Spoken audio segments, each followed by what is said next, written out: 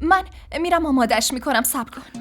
نه جهان نمیخواد بری، الان لازم نیست. چرا نیاز نیست شیخ صاحب جان؟ برو داخل جهان، برو آمادش کن. باش، برو ببینم.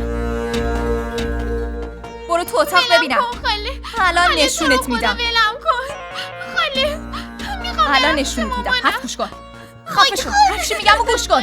ساکت باش، قسم صدا نکن دختر. ولم کن لطفاً. رامش برو بشین. خاله بشین. خاله بذار برم پیش مامانم. میگم بشین. سلمان پسرم، خدا 2 مشکل بزرگو برات حل کرد، اونم تو این زمان کوتاه. باید از شیخ صاحب متشکر باشی، خیلی مرد خوبیه. همچین خواستگار خوبی نادره.